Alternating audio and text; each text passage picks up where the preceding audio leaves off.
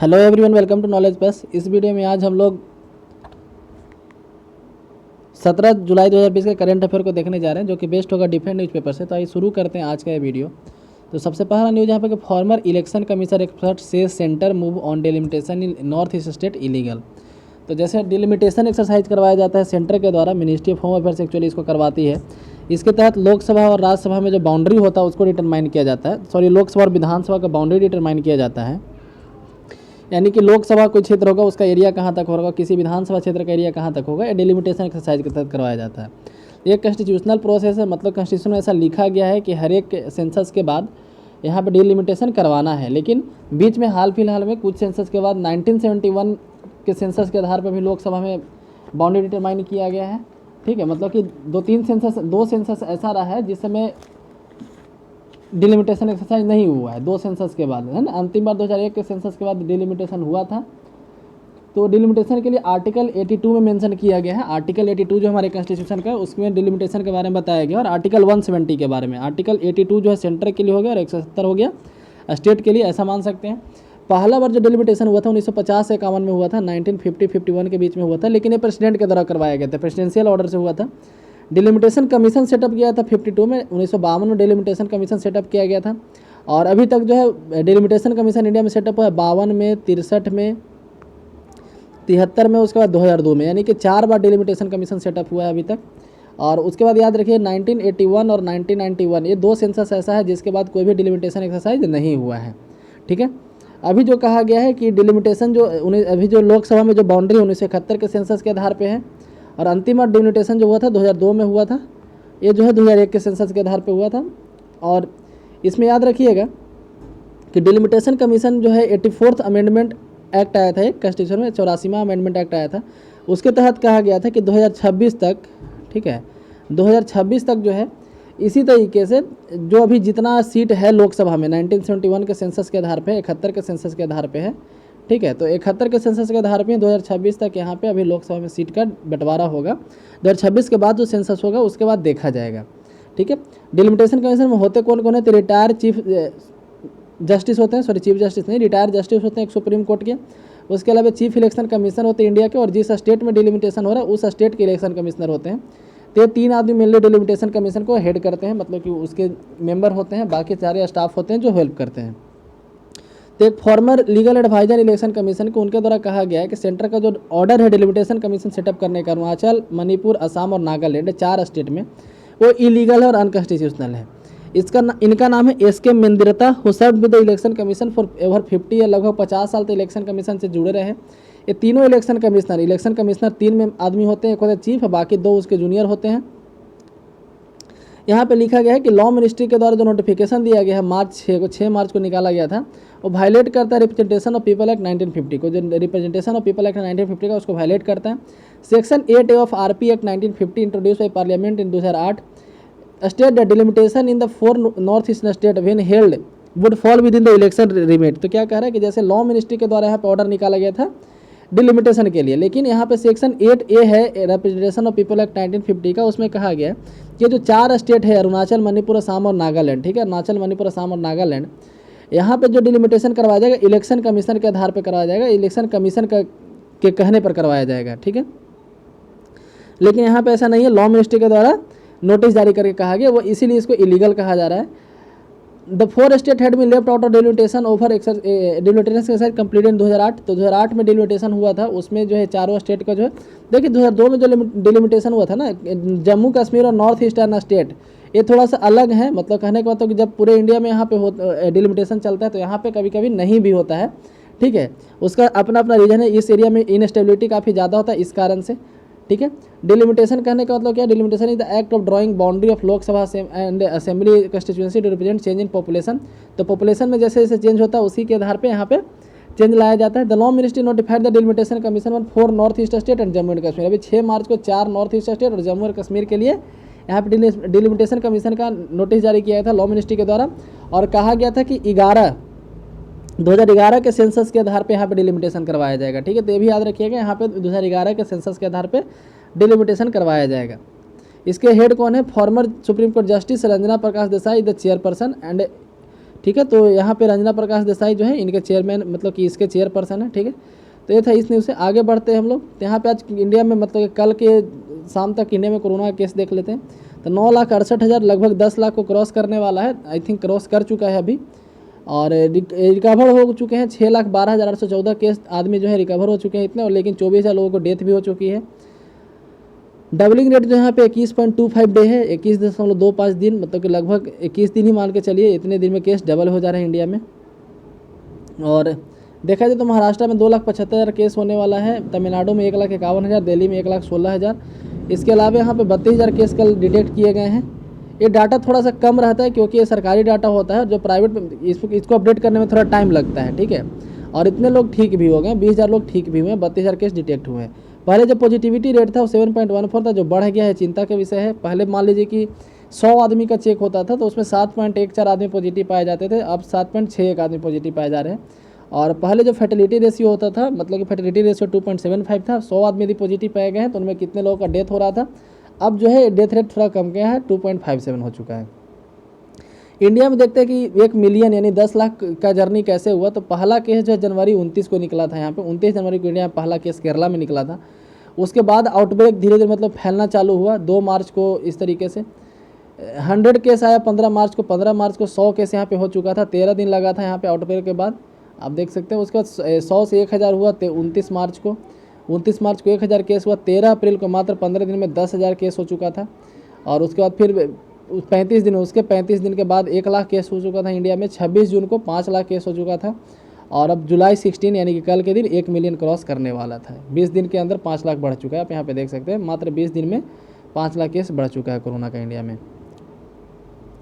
Bihar election के बारे में जैसे इलेक्शन कमीशन के द्वारा कहा गया था कि अभी जो पोस्टल बैलेट का फैसिलिटी है, 65+ लोग जो 65+ से ज़्यादा है, 65 एज से ज़्यादा के हैं, उनको यहाँ पे कहा गया था कि उनको पोस्टल बैलेट का फैसिलिटी दिया जाएगा, लेकिन इलेक्शन कमीशन के द्वारा मना कर दिया गया, ठीक है। पहले क्या था कि पहले रूल था कि 80+ वाले लोगों को पोस्टल बैलेट का फैसिलिटी मिलता था, लेकिन कोरोना वायरस को देखते हुए इलेक्शन कमीशन के द्वारा ऐसा रूल लाया गया था कि 65+ जो लोग हैं, 65 वर्ष से ऊपर के लोग हैं, उनको भी दिया जाएगा। लेकिन यहाँ पे कुछ बहुत सारे विपक्षी पार्टी के द्वारा इसको मना किया गया, मतलब कि इसका विरोध किया गया, जिसमें Congress, RJD, CPI, CPIM, TMC, RJD, ये सब जो पार्टी थी, इनके द्वारा कहा गया कि ये गलत है, ठीक है।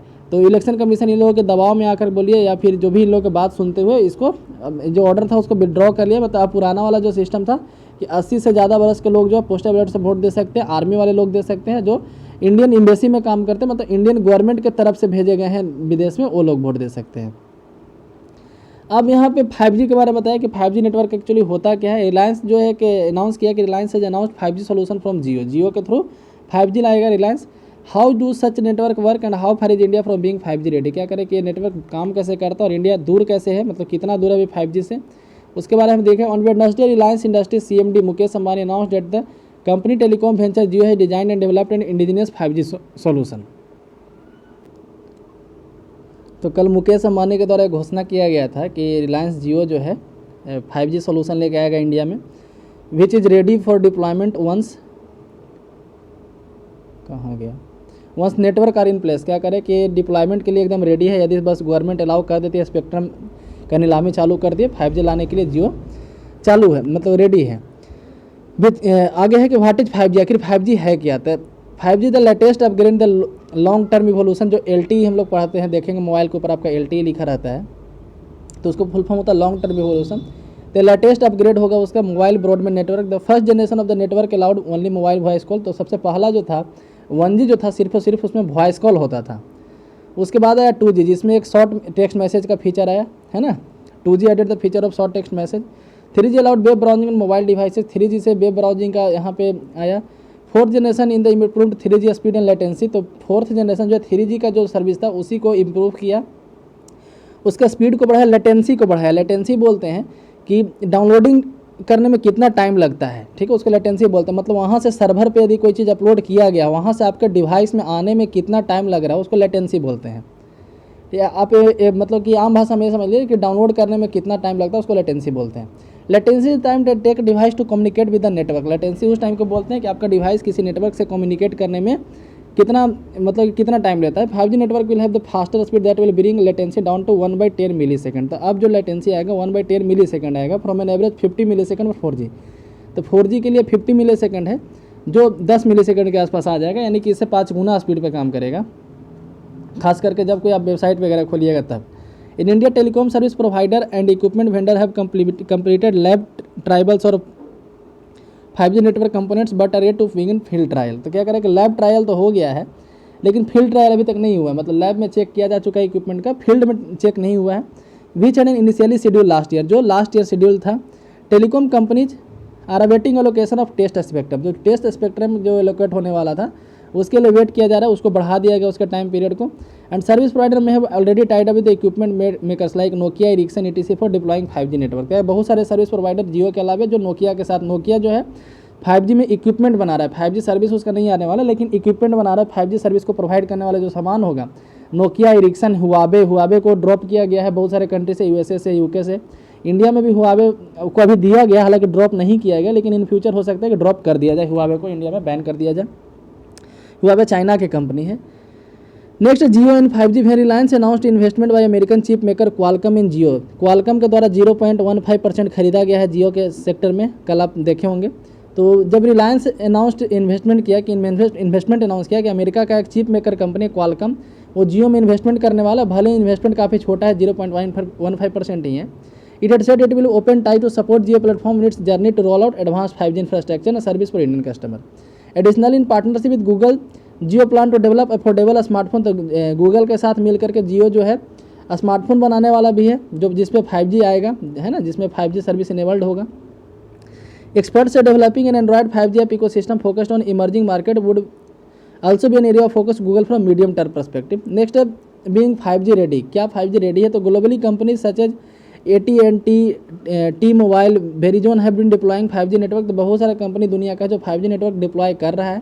AT&T started rolling out service 2018 में ही जो एक कंपनी है AT&T ये आ रहा है। Since then other provider in US have caught up the rest, starting to provide limited service on a test cases basic to customer. से क्या करेगा, अभी जब कहा जाए तो 100% कहीं भी नहीं है, बस टेस्ट अभी चल रहा है, हर जगह टेस्ट बेसिस पे ही चल रहा है। Not only the network but the device too will be need for 5G ready. क्या कर रहा है कि सिर्फ नेटवर्क रेडी करने से कुछ नहीं होगा, डिवाइस भी उसके लिए होना चाहिए जो 5G को चला सके।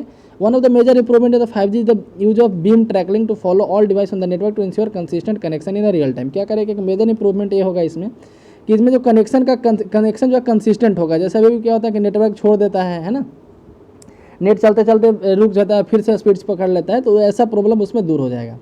Next, India register a steep decline in the maternal mortality ratio. तो मैटरनल मोटिलिटी रेशियो में इंडिया में काफ़ी ज़्यादा डिक्लाइन देखा गया है। MMR है क्या, तो defined as the number of maternal death during a given period for 1 lakh live birth. तो याद रखिएगा यहाँ पे अधिकांशतः जगह 1000 होता है या फिर 100 पे देखा जाता है, लेकिन यहाँ पे 1 लाख में देखा जाता है कि 1 लाख लाइव बर्थ पे कितने लोगों का डेथ हो रहा है, उसको बोलते हैं MMR। ठीक है, मैटरनल मोटिलिटी रेशियो। आप यहाँ पे देख सकते हैं कि 2007-9 के आसपास यहाँ 220 के आसपास था, जो अब आकर के काफ़ी कम हो चुका है, 113 यहाँ पे हो चुका है। ठीक है, 16-18 में 113 हो चुका था, काफ़ी कम हुआ है। तो the maternal mortality ratio in India has been decline to 113 in 2016-18। 2016 और 18 का डेटा है, 2016 से 18 के बीच का डेटा आया है, जिसमें बताया गया कि MMR जो था काफ़ी कम हो चुका है, डिक्लाइन किया है।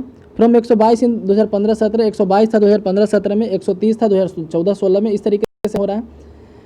आगे बढ़ते हैं तो one the key indicator of MMR defined as the number of maternal death per 1 lakh birth. ठीक है, तो 1 लाख बर्थ में जो क्या है, 1 लाख बर्थ में कितने लोगों का डेथ हो रहा है, उसको MMR बोलते हैं, maternal mortality ratio. The target 3.1 SDG के तहत बहुत सारे टारगेट, आई थिंक 17 टारगेट, उसका टारगेट 3.1 है ना। टारगेट 3.1 में बताया गया है कि reduce the global maternity ratio, MMR को 70 से कम करना है। जो 113 हम लोग देख रहे हैं ना, इसको 70 से कम करना है। डिफरेंट स्टेट के यहाँ पे दिखाया गया है, तो असम का 215 है, काफ़ी ज़्यादा अभी भी देख सकते हैं। बिहार का 149 है, नेशनल एवरेज से ज़्यादा है बिहार का भी। छत्तीसगढ़ का 159, मध्य प्रदेश 173, उड़ीसा 150, राजस्थान 164, यूपी 197, उत्तराखंड 99, तो उत्तराखंड का नेशनल एवरेज से कम है। साउदर्न स्टेट रजिस्टर्ड है लोअर MMR, साउदर्न स्टेट में काफ़ी कम है, जैसे आंध्र प्रदेश में 65 है, 70 से कम है। तेलंगाना में 63 है, केरला में 43, तमिलनाडु में 60 है। तो maternal mortality in a region is a major of reproductive health. तो वहाँ पे किसी भी एरिया का मैटरनल मोटिलिटी कैसा है बताता है कि वहाँ का रिप्रोडक्टिव हेल्थ कैसा है किसी वीमेन का। As per the WHO maternal death is the death of the women while pregnant or within 40 day of termination of pregnancy. क्या करें, WHO के अनुसार मैटरनल डेथ किसको बोलते हैं कि किसी वीमेन का यदि डेथ होता है जब वो प्रेग्नेंट है या फिर within 40 day of termination of pregnancy from any cause related to aggravated by the pregnancy, मतलब कोई भी रीजन जो इसके कारण हुआ, प्रेगनेंसी के कारण हुआ, उसके कारण यदि डेथ होता है तो उसको MMR कहा जाता है, मतलब मैटरनल मोर्टेलिटी कहा जाता है।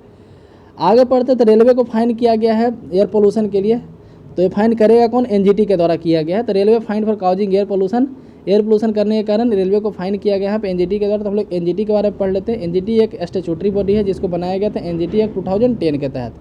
NGT एक्ट 2010 का है, उसी के तहत NGT को बनाया गया था। इसका हेड क्वार्टर न्यू दिल्ली में, लेकिन 4 जगह इसका ब्रांच ऑफिस है, CPC भी याद रखिएगा। चेन्नई, पुणे, कोलकाता, भोपाल, 4 जगह इसका ब्रांच ऑफिस है। किसी भी केस को इसको 6 महीने के अंदर सॉल्व करना होता है। ये प्रिंसिपल ऑफ नेचुरल जस्टिस को फॉलो करता है। जो कोड ऑफ सिविल प्रोसीजर 1908 का है, 1908 का कोड ऑफ सिविल प्रोसीजर, उसको फॉलो नहीं करता, बल्कि प्रिंसिपल ऑफ नेचुरल जस्टिस को फॉलो करता है। ठीक है, प्रिंसिपल ऑफ नेचुरल जस्टिस में कई टर्म आते हैं, लेकिन इसमें 2 इंपॉर्टेंट टर्म है। पहला है कि कोई भी आदमी अपने केस में जज नहीं हो सकता, और दूसरा बिना किसी को सुने हुए सजा नहीं हो सकता। ये तो प्रिंसिपल ऑफ नेचुरल जस्टिस है, तो इसी को NGT फॉलो करता है। कोड ऑफ सिविल प्रोसीजर को फॉलो नहीं करता है। तो NGT के द्वारा रेलवे को फाइन किया गया इन्वायरमेंटल कंपनसेशन के लिए 91 लाख। ठीक है, 91 लाख का फाइन यहाँ पे किया गया है। कहा गया है कि handling goods at railway station in Uttar Pradesh, Faizabad में एक स्टेशन है, सॉरी उत्तर प्रदेश में एक स्टेशन है फैजाबाद। ठीक है, वहाँ पे सामान को उतारने और चढ़ाने में काफ़ी ज़्यादा वहाँ पे धूल कण उड़ता है, जिसके कारण से एयर पोल्यूशन होता है, तो इसीलिए यहाँ पे फाइन लगाया गया है। इस बेंच के हेड कौन थे, तो NGT के चेयरपर्सन है जस्टिस आदर्श कुमार गोयल। ठीक है, वही इसके चेयरपर्सन है, तो उन्हीं के द्वारा ये लगाया गया है। ठीक है, तो याद रखिएगा NGT के बारे में। आगे बढ़ते हैं दूसरे न्यूज की तरफ। नेक्स्ट है world know about rich heritage. India के द्वारा कहा गया कि दुनिया हमारे रिच हेरिटेज के बारे में जानती है। ये स्टेटमेंट आया है नेपाल के प्राइम मिनिस्टर जो KP शर्मा ओली हैं, उनके कमेंट के बाद। उनका जो कमेंट था कि जो राम जी जो हैं नेपाल में जन्म लिए थे और इंडिया वाले एक फेक अयोध्या क्रिएट कर चुके हैं। हालांकि उनको भी सिखाया गया किसी के द्वारा कि इंडिया में अयोध्या के ऊपर काफ़ी ज़्यादा विवाद चलता है, इसलिए आप भी अपना थोड़ा सा नीचे से एक बयान दीजिए, ताकि आप भी मतलब कि गाली वगैरह खाइए, आप क्यों पीछे हैं, है ना। उनको ऐसा बताया गया, तो फिर अपना मतलब कि मुंह खोले कि हाँ इंडिया में एक फेक अयोध्या बनाया गया और ओरिजिनल रामचंद्र जी हमारे यहाँ जब थे बीरगंज में जन्म लिए थे, उनके द्वारा कहा गया ऐसा कि बीरगंज में जन्म लिए थे। इसका सपोर्ट में बोले कि पहले ऐसा कोई रास्ता नहीं था कि यूपी से नेपाल आया जा सके, तो शादी करने के लिए राम जी आखिर नेपाल आए कैसे थे। सीता जी माना जाता है कि जनकपुर की हैं। ठीक है, हालांकि इंडियन लोग मानते हैं कि सीता जी जो है सीतामढ़ी के आसपास जन्म लिए, सीतामढ़ी बिहार में डिस्ट्रिक्ट है, वहाँ पे जन्म लिए हैं। लेकिन कहीं कहीं किसी लोगों के द्वारा कहा जाता है कि मिथिला का कुछ हिस्सा नेपाल में भी है। ठीक है, तो मिथिला का कुछ, जैसे पंजाब का कुछ हिस्सा आपको पाकिस्तान में मिलेगा ना, उसी तरीके से मिथिला का कुछ हिस्सा नेपाल के साउदर्न वाले पोर्शन में भी है। तो कहा जाता है कि सीता जी नेपाल वाले एरिया में जन्म लिए थे। तो ठीक है, यहाँ जन्म लिया, वहाँ जन्म लिया, जनकपुर अभी नेपाल में है। तो कहा जाता है मतलब कि KP शर्मा ओली के द्वारा कहा गया कि अयोध्या से पहले कोई रास्ता ऐसा नहीं था कि नेपाल में आया जा सके, ताकि वो शादी करने आएंगे कैसे। ठीक है, लेकिन जब उनसे पूछा गया कि ठीक है मानते हैं कि राम जी जो हैं बीरगंज के थे और शादी करने के लिए नेपाल नहीं आ सकते, इसलिए राम जी नेपाली हैं, मतलब नेपाल में ही जन्म लिए और सीता जी से शादी हुआ उनका, तो फिर ये तो कम से कम कन्फर्म है ना कि राम जी जो है जंगल वगैरह पास करके श्रीलंका गए थे। तो बोला कि हाँ, तो जब रास्ता नहीं था कि इंडिया से नेपाल में जाने का, तो फिर नेपाल से श्रीलंका गए कैसे बाई इंडिया, मतलब नेपाल से उस समय मात्र कुछ ही दिन के बाद जब वो जंगल गए तो उस समय रास्ता कैसे बन गया, है ना। तो इस पर वो चुप्पी साध लिए, कुछ नहीं बोले। ठीक है, आउट ऑफ सिलेबस क्वेश्चन पूछ लिया गया, इसलिए शांत हो गए। तो ये था इस न्यूज़ से कि तो इसी तरह मतलब कि इधर से पहली बार इधर से स्टेटमेंट गया इंडिया की तरफ से, उनका एक जवाब गया कि इंडिया मतलब दुनिया हमारे रिच कल्चरल हेरिटेज के बारे में जानती है, आपके कहने से कुछ नहीं होने वाला है। हमारे जो मिनिस्ट्री ऑफ एक्सटर्नल अफेयर्स के स्पोक्स पर्सन है ना, प्रवक्ता जो हमारे हैं विदेश मंत्रालय के, याद रखिएगा, इनका नाम याद रखें। हाल ही फिलहाल में इनका अपॉइंटमेंट हुआ है, अनुराग श्रीवास्तव इनका नाम है। तो इनका ये पूछा जा सकता है क्योंकि पहले रवीश कुमार थे और हाल ही में इनका अपॉइंटमेंट हुआ है, तो इसलिए ये भी अभी मतलब करंट अफेयर्स में ही है अनुराग श्रीवास्तव। तो याद रखिएगा, तो ये हमारे मतलब कि प्रवक्ता हैं विदेश मंत्रालय के, उनके द्वारा ये कहा गया। ठीक है, आगे बढ़ते हैं हम लोग। तो judicial review can not be done prior to the speaker decision. तो स्पीकर के डिसीजन के पहले जुडिशियल रिव्यू कैसे हो सकता है। ठीक है, यहाँ पे एक टर्म यहाँ पे न्यूज में है डिस्क्वालिफिकेशन के बारे में, जिसको बोलते हैं एंटी डिफेक्शन। एंटी डिफेक्शन होता क्या, हम लोग उसके बारे में डिस्कस करते हैं। तो 52nd अमेंडमेंट एक्ट संविधान में आया था, 52वां संविधान संशोधन आया था, राजीव गांधी गवर्नमेंट के द्वारा लाया गया था, जिसमें कहा गया था कि यदि कोई पार्टी, यदि कोई मतलब कि मेंबर है, वो MLA हो, MP हो, ठीक है, कोई भी मेंबर है लेजिस्लेटिव असेंबली का है या फिर क्या बोलते हैं लोकसभा का है, यदि वो अपना पार्टी चेंज करता है, मतलब जिस पार्टी का टिकट पे इलेक्शन जीता था, यदि वो अपना पार्टी चेंज कर लेता है और तो उसके बाद उसको डिस्क्वालीफाई कर दिया जाएगा। डिस्क्वालीफाई कौन करेगा, तो स्पीकर के द्वारा किया जाएगा। डिस्क्वालिफिकेशन जो होगा ये प्रोसेस स्पीकर के द्वारा स्टार्ट किया, मतलब कि स्पीकर इस पर फाइनल डिसीजन देंगे। जो लोकसभा के स्पीकर या फिर विधानसभा के स्पीकर होंगे वो इस पे फाइनल डिसीजन देंगे डिस्क्वालिफिकेशन पे। तो एंटी डिफेक्शन ये था, लेकिन इसमें कुछ एक्सेप्शन दिया गया कि एंटी डिफेक्शन कब लागू नहीं होगा। जैसे यहाँ पे नॉमिनेटेड जो मेंबर होते हैं, नॉमिनेटेड मेंबर को 6 महीने का टाइम पीरियड दिया गया कि आपको नॉमिनेशन के 6 महीने के अंदर किसी एक पार्टी को ज्वाइन कर लेना है। यदि 6 महीने के बाद किसी पार्टी को ज्वाइन करते हैं तब आप डिस्क्वालीफाइड माने जाएंगे, नहीं तो है ना, और पहले कर लेते हैं तो डिस्क्वालीफाई नहीं होंगे। जो निर्दलीय जीतते हैं विधायक या सांसद, उनको कोई भी पार्टी में ज्वाइन कर लेंगे 6 महीने के अंदर भी, मतलब उनको कोई टाइम पीरियड का छूट नहीं है। यदि वो जीतने के तुरंत बाद भी कोई पार्टी ज्वाइन कर लेते हैं तो उनके द्वारा मतलब कि स्पीकर के द्वारा डिस्क्वालीफाई किए जा सकते हैं। ये हो गया उनके बारे में। अब एक और यहाँ पे था कि यदि उसमें से जो 10% है, मतलब जितने आपके मेंबर हैं लोकसभा में या विधानसभा में, उसके 10% मेंबर यदि एक साथ पार्टी चेंज कर लेते हैं, ठीक है, तब वहाँ पे पार्टी वो डिस्क्वालिफिकेशन लागू नहीं होगा। तो ये था 52nd अमेंडमेंट एक्ट में। लेकिन अब आगे इसको बढ़ाया गया, ठीक है, 91st अमेंडमेंट एक्ट इसको और स्ट्रेंथन करने के लिए लाया गया और वहाँ पे जोड़ा गया, बाकी सारा प्रोविजन पहले का रख दिया गया, लेकिन 10% को बढ़ा करके 20% कर दिया गया। ठीक है, मान ली कि जितने भी आपके पार्टी मेंबर है उसके 20% जो मेंबर यदि पार्टी चेंज करते हैं, ठीक है, तो उसको जो होगा डिस्क्वालीफाइड नहीं माना जाएगा। तो यही यहाँ पे न्यूज में था। ये यहाँ पे एक वर्डिक्ट है किहोतो होलोहान केस, याद रखिए किहोतो होलोहान केस जो है डिस्क्वालिफिकेशन से रिलेटेड है, एंटी डिफेक्शन से रिलेटेड है। ठीक है, तो ये केस के बारे में याद रखिए किहोतो होलोहान केस जो है मतलब कि रिलेटेड है एंटी डिफेक्शन से। ठीक है, तो इसी के साथ आज का न्यू डिस्कशन यहाँ पे समाप्त होता है। यदि वीडियो पसंद है तो लाइक करें, चैनल को सब्सक्राइब करें। धन्यवाद।